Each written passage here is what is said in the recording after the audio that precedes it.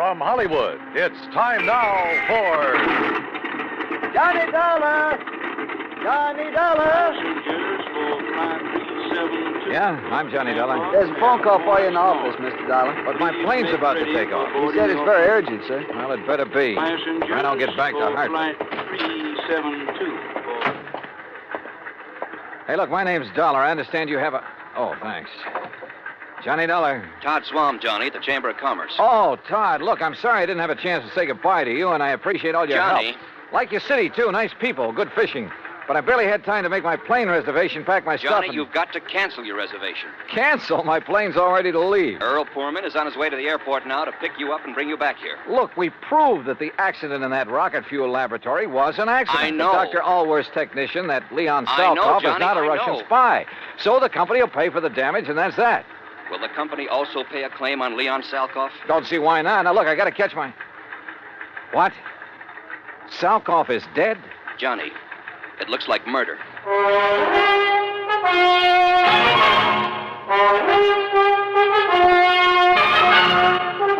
Bob Bailey in the exciting adventures of the man with the action-packed expense account. America's fabulous freelance insurance investigator. Yours truly, Johnny Dollar. And now, Act One of yours truly, Johnny Dollar.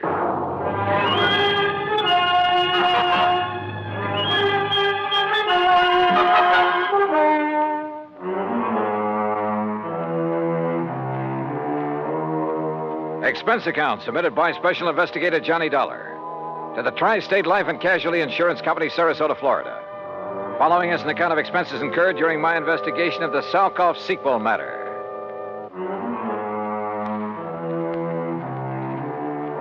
Expense account item 1, $3, no show penalty for canceling the flight back to Hartford. By the time I hung up the phone on Todd Swam, Earl Poorman had pulled a shiny new Cad into the airport parking lot, and we took off. I'm glad Todd caught you before you climbed aboard that plane, Johnny. Earl, he said that Leon Salkoff had been murdered. That's what it looks like. Well, what happened? Actually, he's just disappeared. But under circumstances that make it look like he's been murdered. Any idea who? Johnny, you know as well as I do that he was pretty deep in subversive activities during the last war. Yeah, but he's been given a clean slate, at least so far as our country is concerned. Right. But then, wait a minute. If some of his old pals, and we know there are plenty of them in this country, working for the other side. Right. If they know he's working for us, the first thing they'd do for the sake of their great and glorious cause would be to eliminate one Leon Salkoff. Yeah, or at the very least persuade him, and I mean torture him, into telling the formula of the stuff he's helped Dr. Allworth develop. Exactly. Where and how did it happen? Well, you'll have to get the details from Todd Swam. Us common people aren't even allowed to know where Allworth's lab is hidden away, you know. That's why I'm taking you to see Todd. Then drive on.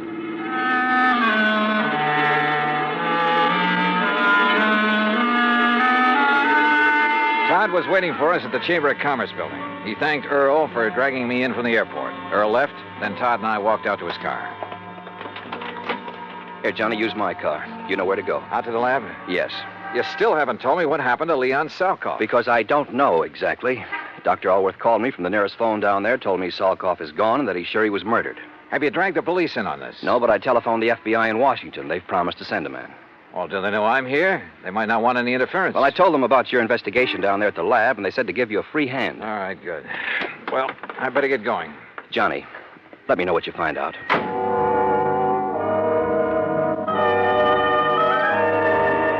Once again, I headed south on Route 41, down through Fort Myers, where I swung left on 82 and on into the heart of the Everglades.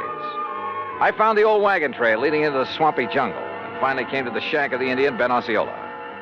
There, I hopped aboard one of his airboats, one of those strange little contraptions driven by an airplane-type propeller. 50 minutes later, I pulled up at the brush-covered island in the middle of that vast, wet, soggy swamp. Dr. Allworth was standing in front of the well-hidden laboratory. Mr. Dollar!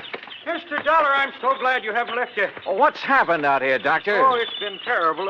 A terrible thing, like a nightmare. Here, come inside. I'll show you and tell you everything I know. Oh. Our living quarters are down this corridor. Yeah, I remember.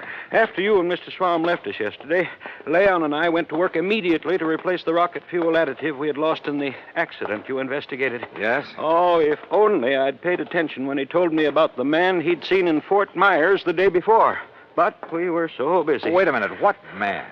Someone he'd known in Europe during the war. A man he suspected of now working for, well, for those who'd like to sabotage our... Go on, Doctor. Look, Mr. Dollar, this is my room. And this, right next to it, is Leon's room. Great Scott. Yes, there must have been a terrible struggle. And, Doctor, this looks like blood on the floor. Now, what happened? Well, it was early this morning before dawn. I heard voices in here. At first, I thought Leon was shouting in his sleep. Yes? But then he began to call for help, and I heard the furniture being knocked about. Well, didn't you come in here? Something had been shoved against my door. This table. I couldn't open it. Then I heard the shot. I heard Leon scream with pain. Then another shot. Oh, terrible, terrible, terrible. Go on, Doctor. Then I heard them drag poor Leon's body away outside. But how did you get out of your room?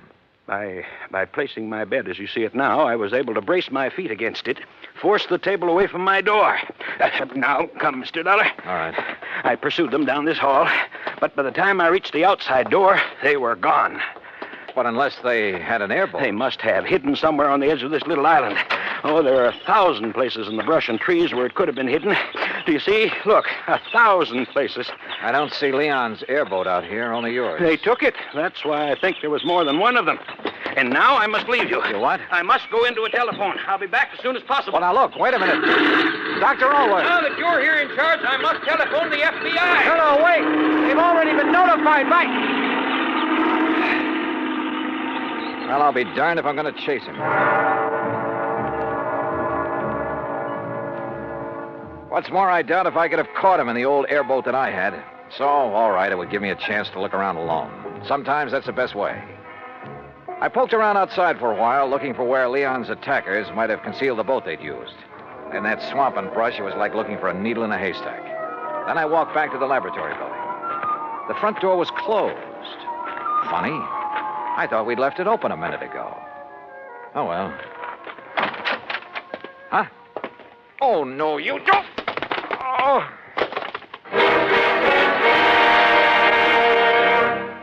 Act Two of yours truly, Johnny Dollar, in a moment. And now, Act Two of yours truly, Johnny Dollar, and the Salkoff sequel matter.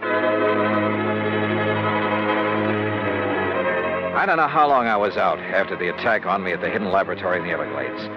But when I came to, I was lying in Alwa's bed. Across the room at a desk sat a well-dressed man going through files of papers and folders. I played possum because I wanted time to think. If Leon Salkoff had been murdered by subversives, then this man must be one of them. But how had he got here without Alworth knowing? Or did Alworth know? After all, now that I had time to think about it, his explanation of what had happened to Salkoff had been pretty glib. And the doctor's sudden departure a while ago to phone the FBI, he'd said. Didn't he know that Todd Swam had called him? In any event, he'd run off to leave me alone like a sitting duck. Who was the man sitting here? And why hadn't he killed me when he had the chance? I rolled over and groaned. My head felt like it was split down the middle. Oh. Well, Mr. Dollar, you finally come around. Yeah, I guess so. Oh, brother. We were quite concerned about you. We? I'm terribly sorry about what we did to you, but until we frisked you and discovered your identity... Who are you? Walter Brenman, FBI. Oh. When we found you prowling around, we thought you might be one of the people we hoped to trap here. The killer of Leon Salkoff? Salkoff is not dead, Mr. Dollar. What? Have you forgotten a case here in Florida that you handled last year? Parley Barron. Yes, another scientist who apparently disappeared. Actually, we had arranged the whole thing so that his whereabouts would not be known while he continued with his nuclear research. Yeah, I remember. The report of his death and disappearance was to throw off our pals behind the Iron Curtain. Precisely. So now you've done the same thing? Ouch. Again, I'm sorry, Dollar. But we didn't know who you were. We didn't want to take any chances. You say we, Mr. Brenman. My colleague, Mike Crucian, who's in searching the laboratory. Oh, for what? There are two groups. Agents from behind the Iron Curtain who would like to get to Leon Salkoff, either to gain the secrets he's learned in this laboratory or to get rid of him because of his help to this country's defense and missile programs. So if he's reported dead, each will think the other did it and they'll stop chasing him. Exactly.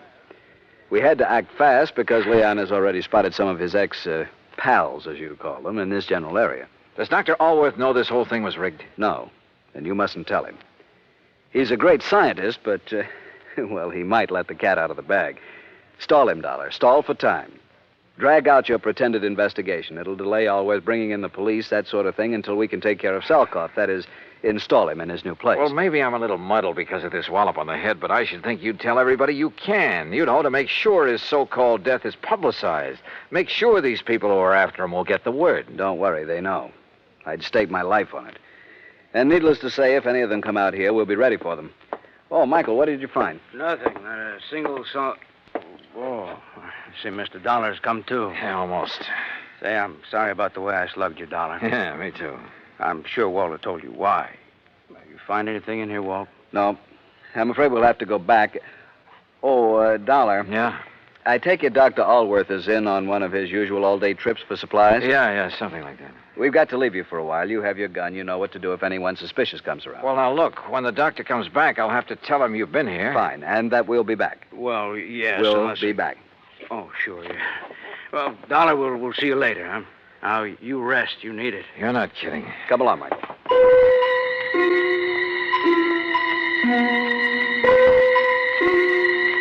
I felt so rocky, I didn't quite know what to make of it. I heard them leave by the outer door. Then a couple of minutes later, from off at one side, I heard their airboat leave. Wait a minute. It wasn't going out by the channel I'd been given to understand was the only way out of this place. Strange. Painfully, I rose and walked out. My head ached so much I could hardly think straight. There was something wrong here. Oh, sure, they'd left me a gun, but... Yeah, they left it with me all right, but the chambers had been emptied. My airboat was still where I'd parked it in front of the building, too. Yeah, but it wouldn't start. Tamper with, maybe. Then I heard it. Another boat coming into the regular channel. In the distance, I could see there were two people in it. Quickly, I crouched behind a clump of brush until I saw who the two men were. Mac! McLaughlin! Oh, hi, Dollar. Dr. Always said you were out here. Mr. McLaughlin was already on his way when I telephoned. Why didn't you tell me the FBI had already been sent for, Mr. Dollar? I tried to, but you Good took off Lord, in such a Johnny, hurry. what happened to you? Oh, a couple of your own boys did this, Mac. What? Men from the Bureau? That's what they said. And I was so addled from this knock on the head. Johnny, that- that's impossible. What do they look like, Walt? What are their names? Walter Brenman, for one. Brenman, 5'11", sparse gray hair, blue eyes, about 150 pounds, mark of spectacles on his nose. Perfect description. And the other? Michael Crucian. Heavy set, maybe 5'6", about 200 pounds. Right. Small scar above the right eye, heavy, almost gravelly voice. Yeah, Brenman and Crucian, huh? so they said. We're in trouble, Johnny. What? Unless I'm completely cockeyed, those are the boys who kidnapped and probably killed Leon Salkoff. Mac. We've been waiting a long time to catch up with them. Their real names are Brenmanoff and Krushinsky, spies and killers from, well, you know where.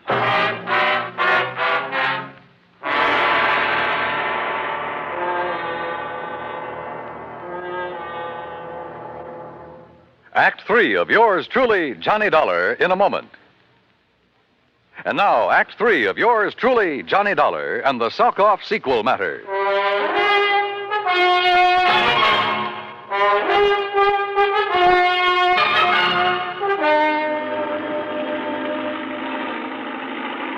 McLaughlin, my old friend of the FBI, gave Dr. Allworth a gun with instructions to lock himself into his lab and shoot on sight anybody who set foot on the island before we got back. Then we took off in the airboat. Briefly as possible, I told Mac what had happened to me at the laboratory there in the middle of the Everglades. Only a pair like Brenmanoff and Krushinsky would have the guts to impersonate FBI agents. After that beating, I was too muddled to even ask for their credentials. What I don't understand, Mac, is why they didn't kill me. They haven't yet learned the formula that missile fuels. So? They've got to leave every possible door open, Johnny. With you convinced that they're from the Bureau... So they think. Yeah? Well, it meant they could go back to the lab. After the doctor returned, maybe even get your help in obtaining the formula from him. What? Sure. The abduction of Leon Salkoff would indicate the doctor himself is in danger. Well, that's true. But if he wanted his work carried on, if anything should happen to him, well, who better to give the formula to than agents of the FBI? On the way out to the lab, he was ready to give it to me. Hey, Mac, he and Kay's little visit, they're prowling through the lab and Allworth's papers. It means they didn't get the formula from Leon Salkoff. Which probably explains their sudden departure. They couldn't find the formula at the lab, so they'll go back and put the pressure on Leon again. Makes sense, Mac. And I sure hope he's still alive. But where? Well, let's hope an all-points bulletin will help us catch up with them when they leave this swamp. Got to come out of it somewhere. They've had a big head start on us. Yeah, but this channel we're taking is the most direct route to the highway. Any highway. They carried off their pose pretty well. They even knew about that Parley Barron matter I handled with you boys. Well, why not? You broadcast the whole thing on your radio show. You gave me clearance. Sure. But just keep mum about this affair, huh? Until after the boys on the East Coast launch a space satellite successfully. Don't worry.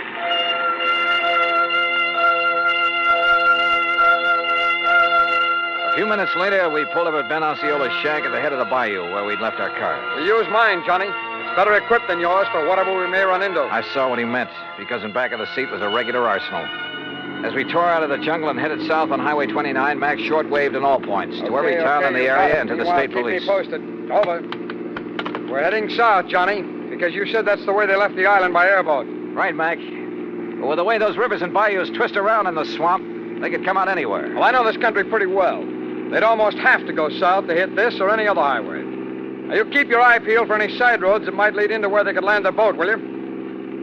Hey, look, what about this car that's coming at us? Man, he's really stepping on it. That's okay, Johnny. It's a police car.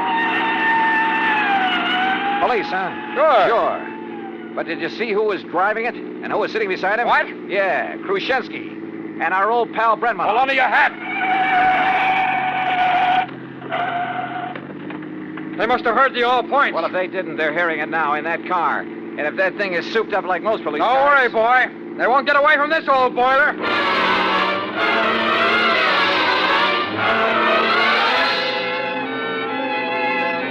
Mac wasn't kidding. How we held the road at over 100 miles an hour, I'll never know. Thanks to the siren on the stolen police car, the road ahead was kept clear. They must have recognized me, though, when we passed. When we finally started to pull up on them, they fired the first shot. I can't weave at this speed, Johnny. Stay down low. I've loaded this gun from the stub in the back. Watch. Put that lemon squeezer away. Grab the Tommy gun in back of the seat. Right. You got it? I got it. All right, Mac, keep your hands on the wheel. Those boys can really shoot. I told you, the killers. Let them have it. Right. Aim for the tires, Johnny. Aim for the tires. Hold it. Hold it. You've got them. They're going off the road. Mac, if they hit that row of cypress trees, they're gone.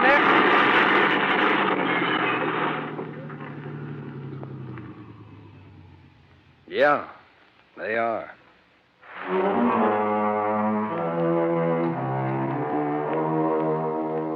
Leon Salkoff? Well, I'm afraid he gave more than his skill and efforts to the country he loved that had taken him under its wing. His body was found trussed up and floating face down in the bayou from which Brenmanoff and Khrushchevsky had launched the airboat. Dr. Allworth? Well, now that a U.S. space satellite is carrying out its mission, he's safely and officially working in a government laboratory. Expense account total, including incidentals and the trip back to Hartford? I'll forget it. If in any way it helped to get the Explorer out in space, in orbit, it's on me. Yours truly, Johnny Dollar.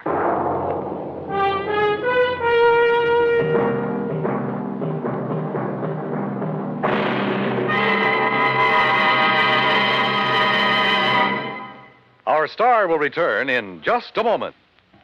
Now, here is our star to tell you about next week's story. Next week, a trip to a mining town out near Denver, Colorado. And for me, it's a little too close to the wild, wild west.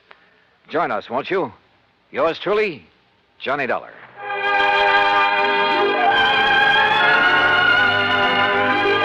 Yours truly, Johnny Dollar, starring Bob Bailey, originates in Hollywood and is produced and directed by Jack Johnstone, who also wrote today's story. Heard in our cast were Herb Ellis, Vic Perrin, Harry Bartell, Jack Crucian, Lou Merrill, and Stacey Harris. Be sure to join us next week, same time and station, for another exciting story of yours truly, Johnny Dollar. This is Dan Cubberly speaking.